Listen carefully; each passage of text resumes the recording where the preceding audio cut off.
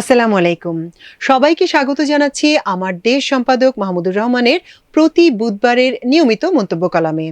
সঙ্গে আছি আমি তামান্না মিনহাজ। আজকের মন্তব্য প্রতিবেদনের শিরোনাম, মুসলমানের প্রাণের কোনো দাম নেই। চলুন দর্শক জেনে নেওয়া যাক আজকের মন্তব্য প্রতিবেদনের আদ্যোপান্ত। বর্তমানে সারা বিশ্বে বিভিন্ন ধর্মাবলম্বী জনগোষ্ঠীর মধ্যে মুসলমানের সংখ্যা দ্বিতীয় সর্বোচ্চ। প্রায় 31% খ্রিস্টান ধর্মাবলম্বীর বিপরীতে মুসলিম জনগোষ্ঠীর সংখ্যা প্রায় 25%।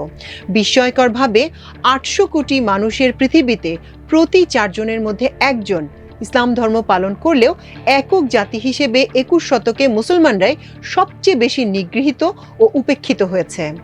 বর্তমান বিশ্ব ব্যবস্থায় আদতে মুসলমানের প্রাণের কোনো মূল্য নেই। যে কোনো শক্তিধর দেশ নিজ দেশে অথবা ভিন দেশের মুসলমানকে অপমানিত করতে পারে, নির্যাতন করতে পারে, এমনকি হত্যাও করতে পারে।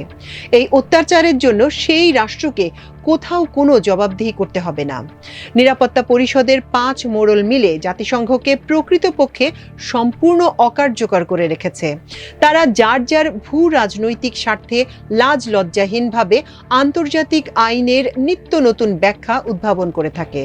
অন্যদিকে তথাকথিত মুসলিম বিশ্বের শাসকরা নিজেরাই এত জুলুমকারী এবং তাদের মধ্যে এমন অনৈক্য যে উম্মার স্বার্থ রক্ষায় ইসলামী রাষ্ট্রগুলোর সংগঠন ওআইসির 57টি দেশের যোগফল এক বিশাল শূন্যতা ছাড়া আর কিছুই নয়। ফলে প্রতিটি দেশেই মুসলমানদের নিজের মতো করে পরিস্থিতি মোকাবেলা করতে হচ্ছে, সেটা তারা সংখ্যালঘু হোক অথবা সংখ্যাগুরু হোক, যাই হোক না কেন। তুলনামূলকভাবে এই মুহূর্তে ফিলিস্তিন ও ভারতের মুসলমানরাই সবচেয়ে করুণ অবস্থার মধ্যে রয়েছে। প্রধানত এই দুই দেশের মুসলমান জনগোষ্ঠীর সেই নিদারুণ অবস্থানে আমার আজকের মন্তব্য প্রতিবেদন। দুর্ভাগা ফিলিস্তিন। নিজের দেশ ও ভিটা থেকে উচ্ছেদ হওয়া অসহায় ফিলিস্তিনি জনগোষ্ঠীকে সন্ত্রাসী ট্যাগ দিয়ে দখলকারী জায়নবাদী ইসরায়েলি বাহিনী কর্তৃক তাদের নির্বিচারে হত্যার লাইসেন্স দেওয়ার মতো এক নির্মম বিশ্ব ব্যবস্থার অধীনে আমাদের বসবাস। প্রকৃতপক্ষে সভ্যতার নামে আমরা এমন এক চূড়ান্ত অসভ্য ও বর্বর সমাজে বাস করছি যেখানে সর্বত্র জোর যার মুল্লুক তার নীতিতে চলছে। পৃথিবীতে আজ ক্ষমতা থাকলে অসহায় মানুষের উপর সব ধরনের জুলুম বৈধ। মার্কিন যুক্তরাষ্ট্রের অন্ধ সমর্থনে ইসরায়েল গাজার অসহায় ও অবরুদ্ধ জনগোষ্ঠীর ওপর তাদের 18 মাস ধরে অব্যাহত গণহত্যার মাত্রা এই পবিত্র রমজান মাসে আরও তীব্র করেছে। প্রতিদিন সেখানে শত শত নারী, শিশু ও পুরুষ মার্কিনীদের সরবরাহকৃত বোমা, মিসাইল ও গোলার আঘাতে নিহত হচ্ছে। চিকিৎসার ন্যূনতম সুযোগ থেকে বঞ্চিত আহত শিশুদের আর্তচিৎকারে আল্লাহর আরশও বোধহয় কেঁপে উঠছে। দুঃখ ভারাক্রান্ত চোখে আমরাও অসহায় আক্রোশে শুধু বলে চলেছি, আর কত? এই পাশবিকতার শেষ কোথায়? নির্মম ইসরায়েলি বাহিনী গাজায় এ পর্যন্ত 62,000-এরও বেশি ফিলিস্তিনের নাগরিককে হত্যা করেছে, যার মধ্যে 70% নারী ও শিশু। 18ই মার্চ শুধু একদিনে যে 436 জন নিহত হয়েছে, তার মধ্যে 183টি শিশু, 94 জন নারী এবং 34 জন বর্ষিয়ান ফিলিস্তিনি রয়েছে। সেখানকার প্রায় 20 লাখ অনাহার ক্লিষ্ট ও সুপেয় পানির অভাবে পিপাসার্ত আদম সন্তান প্রতি মুহূর্তে মৃত্যুর জন্য অপেক্ষা করছে, আর তথাকথিত বিশ্ব বিবেক চোখ বন্ধ করে রেখেছে। মিসাইল সজ্জিত শত শত ইসরায়েলি ড্রোন দিবারাত্রি গাজার আকাশ ঢেকে দিয়ে অবিরাম হত্যাযজ্ঞ চালাচ্ছে।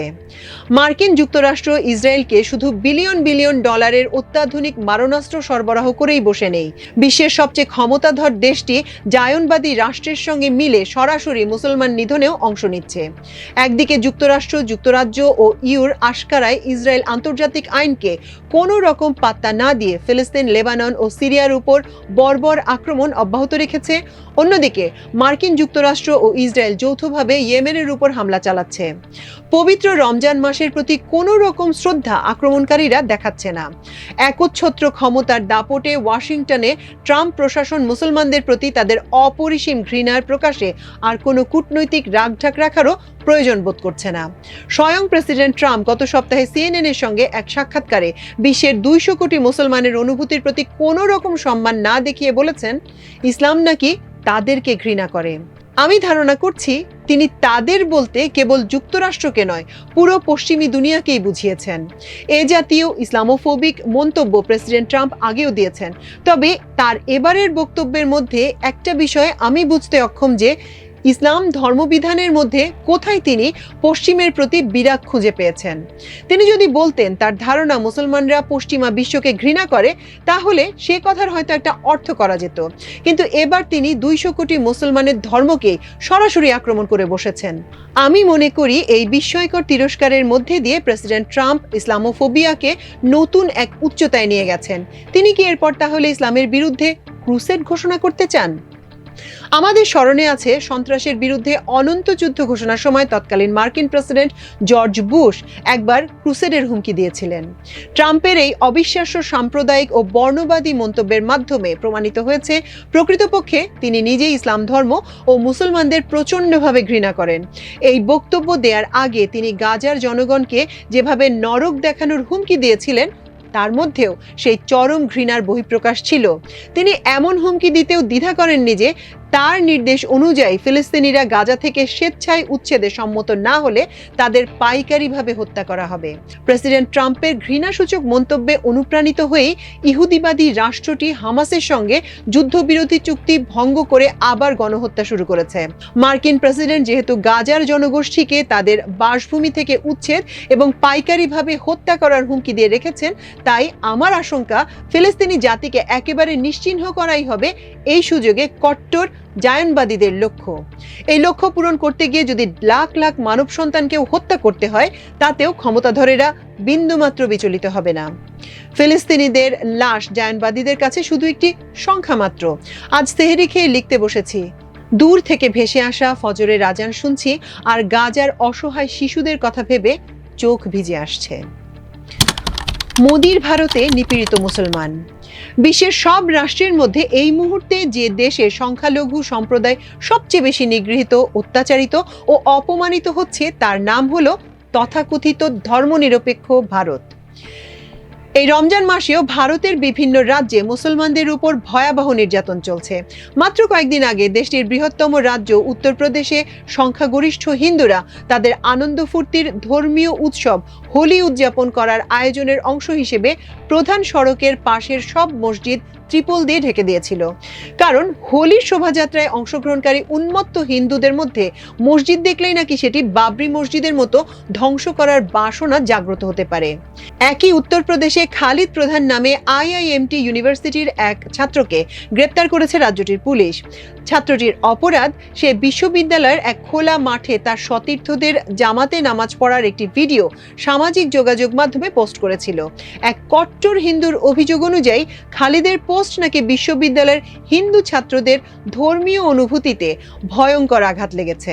এমন উদ্ভট অভিযোগ আমলে নিয়ে ভারতীয় পুলিশ মুসলমান ছাত্রটিকে গ্রেপ্তার করেছে।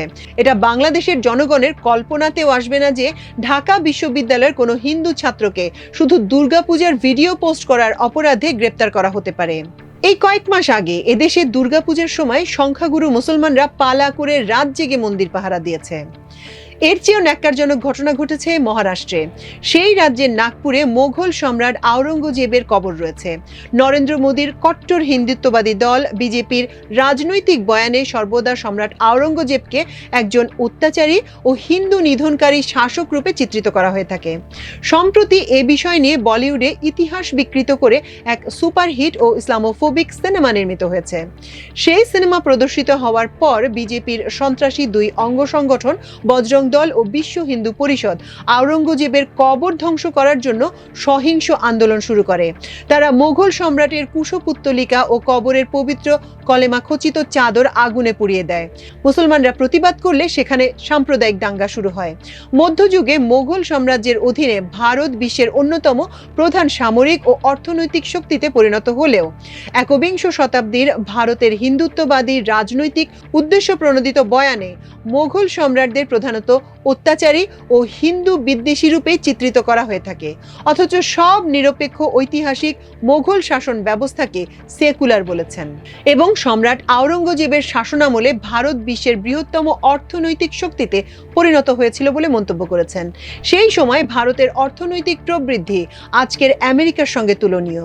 সারা বিশ্বের 1/4 জিডিপি শুধু আওরঙ্গজেবের ভারতে উৎপাদিত হতো। এখন যুক্তরাষ্ট্রের জিডিপি সারা বিশ্বের জিডিপির প্রায় 26%। নাগপুরে সাম্প্রদায়িক দাঙ্গার সময় যুক্তরাষ্ট্রের জাতীয় গোয়েন্দা প্রধান তুলসী গ্যাবার্ড ভারত সফরে এসেছিলেন।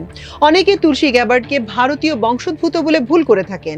প্রকৃতপক্ষে মাইক ও ক্যারল গ্যাবার্ডের মেয়ে তুলসী আমেরিকান সামোয়ায় জন্মগ্রহণ করেছিলেন। পলিনেশিয়ান সংস্কৃতিতে বড় হয়েছেন এবং পরবর্তী সময় হিন্দু ধর্মে দীক্ষা নিয়েছেন। বিতর্কিত হিন্দু সংগঠন ইসকন তুলসী গ্যাবার্ডের একনিষ্ঠ সমর্থক এবং ট্রাম্প প্রশাসনে গ্যাবার্ডের গোয়েন্দা প্রধানের পদপ্রাপ্তিতে সংগঠনটি উচ্ছ্বসিত প্রশংসা করেছে। আশ্চর্যের বিষয় হলো, নাগপুরে দাঙ্গা চলাকালে ভারতে অবস্থান করেও তুলসী গ্যাবার্ড সে দেশের সংখ্যালঘু নির্যাতন সম্পর্কে একটি বাক্য উচ্চারণ না করে বরঞ্চ বাংলাদেশের সংখ্যালঘুদের বিষয়ে উদ্বেগ জানিয়েছেন। সঙ্গত কারণেই বাংলাদেশ সরকার তার বক্তব্যের প্রতিবাদ করেছে। উল্লেখ করা যেতে পারে, প্রেসিডেন্টের প্রথম মেয়াদের সময় প্রেসিডেন্ট ট্রাম্পের ভারত সফরকালে কট্টর হিন্দু দাঙ্গাকারীরা দিল্লিতে সংখ্যালঘু মুসলমানদের পুড়িয়ে মারছিল। সে সময়ও ট্রাম্প ভারতে সংখ্যালঘু নির্যাতন প্রসঙ্গে নীরবই ছিলেন। প্রায় 1 যুগ আগে এই আমার দেশ পত্রিকার মন্তব্য প্রতিবেদনে লিখেছিলাম, মুসলমানের মানবাধিকার থাকতে নেই। ওই শিরোনামে আমার লেখা একটি বইও সে সময় 21শে বইমেলায় প্রকাশিত হয়েছিল।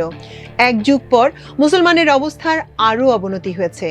আজ তীব্র মনোবেদনা নিয়ে আমাকে লিখতে হচ্ছে, মুসলমানের প্রাণের কোনো দাম নেই। এই পরিস্থিতির জন্য কি কেবল ইসরায়েল, ভারত, মার্কিন যুক্তরাষ্ট্র কিংবা অন্যান্য ইসলামোফোবিক পশ্চিমা রাষ্ট্র দায়ী? আমি মনে করি এদের চেয়ে অনেক বেশি দায়ী বিলাসী, আত্মসম্মানহীন ও ভীরু তথাকথিত ইসলামী বিশ্বের। মুসলিম শাসকদের মধ্যকার অনৈক্য, অদূরদর্শিতা ও কুৎসিত বিলাস ব্যসনের অপচয়, রাষ্ট্র ব্যবস্থায় গণতন্ত্রহীনতা ও স্বেচ্ছাচারিতা এবং জনগণের মধ্যেকার অশিক্ষা ও অলসতার মিলিত ফল হলো 200 কোটি মুসলমানের আজকের করুণ পরিণতি।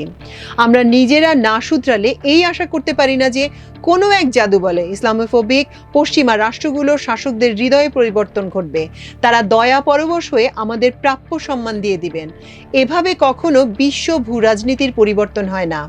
অর্থবহ পরিবর্তন ঘটাতে হলে মুসলিম বিশ্বের সংস্কার অপরিহার্য। মনে রাখতে হবে, মুসলিম বিশ্বের কায়েমি স্বার্থবাদীরা সহজে এই পরিবর্তন মেনে নেবে না। বাংলাদেশেও ফ্যাসিবাদ 15 বছর ধরে ক্ষমতা আঁকড়ে রেখেছিল। ভারতীয় সেবাদাস দানব শেখ হাসিনার পতন ঘটাতে জানা অজানা অকুতভয় তরুণদের নেতৃত্বে মহান বর্ষা বিপ্লব সংগঠিত করতে হয়েছে। তাদের জীবন উৎসর্গ করতে হয়েছে। ইসলামী বিশ্বের অন্যান্য দেশেও এই বিপ্লব হয়তো অনুপ্রেরণা যোগাবে। মুসলমান সমাজের পথ চলা দীর্ঘ হতে পারে, তবে হাল না ছেড়ে শিক্ষাক্ষেত্রে, বিশেষ করে বিজ্ঞান ও প্রযুক্তিতে উন্নতি এবং গণতন্ত্র প্রতিষ্ঠার মাধ্যমে যাত্রা আরম্ভ করতে হবে। আমি দৃঢ়ভাবে বিশ্বাস করি, মুসলিম বিশ্বে গণতন্ত্রায়ন করা গেলে উম্মার সাধারণ স্বার্থে একতাবদ্ধ হওয়া সম্ভব। সেই সঙ্গে শিক্ষার সার্বিক উন্নতি ঘটলে শিয়া, সুন্নি ও মাযহাবের অধিকাংশ মতভেদ বুদ্ধিবৃত্তিক সংলাপের মাধ্যমে দূরীভূত হবে। এই মৌলিক কাজগুলো অনিষ্পন্ন রেখে মুসলমানের দুর্গতি নিরসনের কোনো আশু সম্ভাবনা আমি দেখতে পাই না। মহান আল্লাহ তাআলার কাছে কায় মনোবাক্যে প্রার্থনা করি, তিনি যেন আমাদের সঠিক পথ দেখান। প্রিয় দর্শক, প্রতি বুধবারের আমার দেশ সম্পাদক মাহমুদুর রহমানের মন্তব্য প্রতিবেদনের আজকের অংশ এ পর্যন্তই। আগামী সপ্তাহে ইনশাল্লাহ আবারও একই সময়ে একই চ্যানেলে আপনাদের সামনে আরেকটি মন্তব্য প্রতিবেদন নিয়ে হাজির হব। সেই পর্যন্ত আল্লাহ আপনাদের সবাইকে ভালো রাখুন, সুস্থ রাখুন এবং দেখুন, শুনুন, পড়ুন, শেয়ার করুন, সাবস্ক্রাইব করুন এবং অবশ্যই কমেন্ট করুন আমার দেশে। এতক্ষণ সঙ্গে থাকার জন্য অশেষ কৃতজ্ঞতা। আল্লাহ হাফেজ।